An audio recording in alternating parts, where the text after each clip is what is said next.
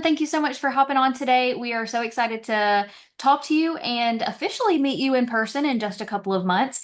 But for now, what I want to know is how you got started with DYW and why is this something that you even wanted to participate in the first place? I first heard about Distinguished Young Women from a previous participant. She was the Distinguished Young Woman of Volusia County, which is where I'm from, and she told me about the amazing things the program offered. She ended up placing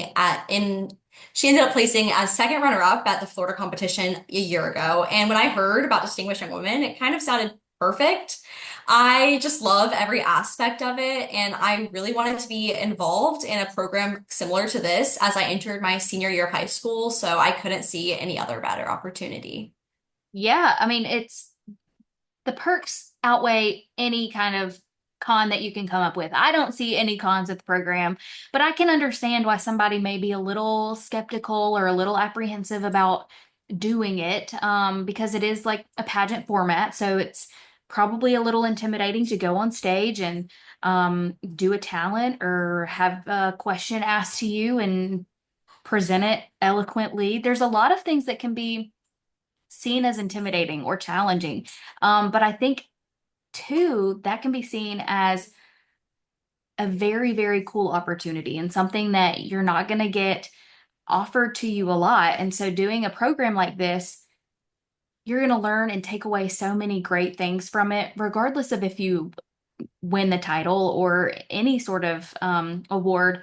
You're taking away so much more um, than that. And I think a lot of times we get in our heads and we're like, this is too much. I don't think I can do it. I'm not good enough. And that's something that we want to kind of squash. We want people to come to this program to learn those cool things and to be a better version of themselves. And we want to get that message out there. So in these conversations that I've been having with all of you, I've been asking for some suggestions, some tips on how you think that we can do that, how you think we can get our the word out there about DYW and why it is such a great program. So do you have any suggestions or tips on how we can do that, whether it's in your own hometown or just across the board across the nation?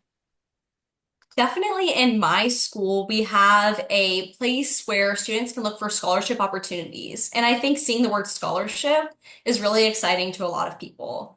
On top of that, I think presenting distinguished young women with the idea that it prepares you for so many skills on top of not only getting into college, but job interviews later in life, in addition to networking and making connections for potential college scholarships. Distinguished Young Women has so many opportunities past your program. And I think presenting it in that way to local schools and community organizations is a great way to spread the message. Yeah, absolutely. And I mean, a lot of the conversations that we've had, the girls have said, well, social media. And of course, that's the way of the world. We all learn and consume so much information off of our social media pages. And um, I agree. That's part of my job, even, is to make posts on social media and to share messages and hopefully hope that they are received by the targeted audience, which is juniors and senior girls.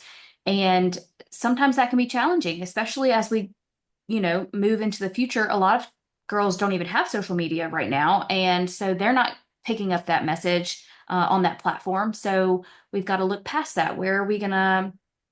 How are we going to do that if they don't have social media? And I think that is word of mouth and, getting into schools and having these conversations and making it really known that, or just exactly what we offer. And the scholarship part of it, 100% the takeaway. That is what the ultimate goal is. And we understand that. And that's why we love what we do. And we love that we get to be a part of giving scholarships away and having a girl get a higher education.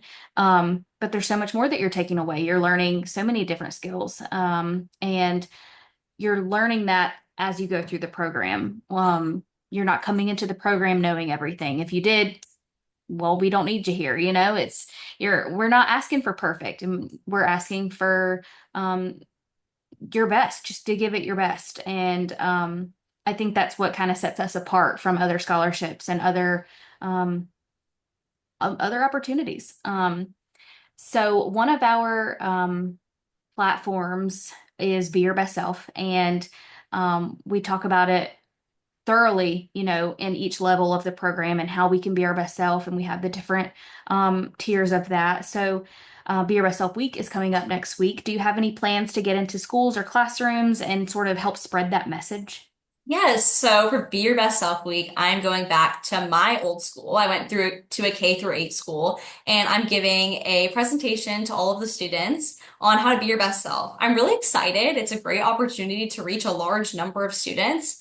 I honestly don't think I've given a presentation to a group this size. It's going to be around 200 students. So I'm really excited for the opportunity to spread Be Your Best Self. And going off what you said, I think word of mouth is so important. I mean, I wouldn't be in this program if I hadn't heard about it through word of mouth. And I know I'm talking to my junior friends right now, trying to convince them to do it next year. So word of mouth, not only about distinguished young women, but about being your best self is so important.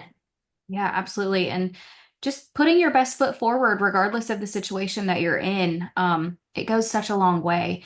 And a lot of times we are often scared and intimidated to do something and to do something that may challenge us because we're set in our comfort zone. And it's hard. It's hard to get out of that, and it's hard to do something that is scary.